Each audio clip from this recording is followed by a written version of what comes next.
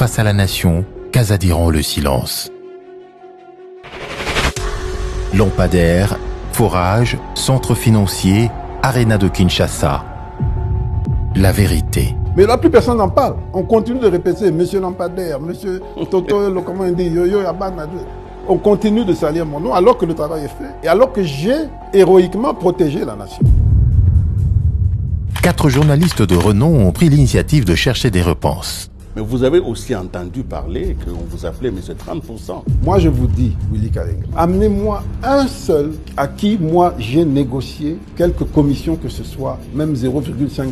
Pourquoi est-ce que vous avez décidé le paiement en procédure d'urgence? Je veux vous dire, quand on gère l'État, on a des contingences politiques et on doit les apprécier, on doit décider vite. La procédure d'urgence sert à ça. Mais la procédure accélérée peut vous permettre de vous couvrir, c'est ce qui vous a été reproché. C'est pour ça que je me suis adressé à mon collègue du budget et nous savons le temps que ça met parfois pour un dossier pour aller et revenir. Ça peut mettre des mois alors qu'on a un impératif politique à résoudre. Et c'est tous ces éléments-là qui font qu'on apprécie. Le mot d'urgence a été un mot électoral. Non, mais ça c'est une caricature. Oui. Là où stations ont été installées, et vous ne pouvez pas vous imaginer l'impact. Des gens qui n'avaient pas d'eau et qui reçoivent de l'eau en abondance. Maintenant, malheureusement, ça n'a pas été vite à cause de toutes ces histoires que je regrette, mais l'objectif n'était que celui-là. Il y a eu un jour un ministre des Finances qui a payé des lampadaires à $5 000 l'unité. Mais sur le prix des lampadaires, je crois que la démonstration est claire qu'il n'y a pas surfacturation. La même IGF qui était en mission à la ville de Kinshasa n'a pas vu, peut-être qu'elle était distraite, qu'il y avait un autre fournisseur qui s'appelle Proton, du groupe Raoji, qui vendait des lampadaires 2 fois moins performants ou 3 fois moins performants que ceux de Solectra à 6 000 et quelques dollars, plus de 6 000 $.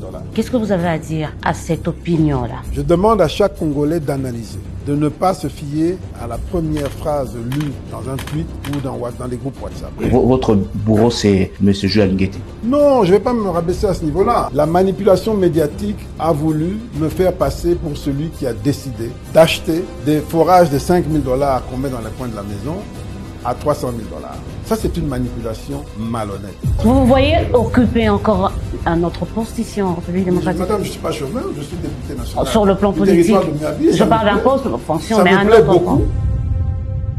Vous allez porter plainte aujourd'hui contre toutes les personnes qui vous ont jeté en pâture? J'apprécierai, je verrai. Mais ça va me prendre beaucoup de temps, beaucoup d'argent. Je ne suis pas sûr d'avoir les deux. Vous avez en face de vous quelqu'un qui a pris des décisions pendant ces 3 dernières années.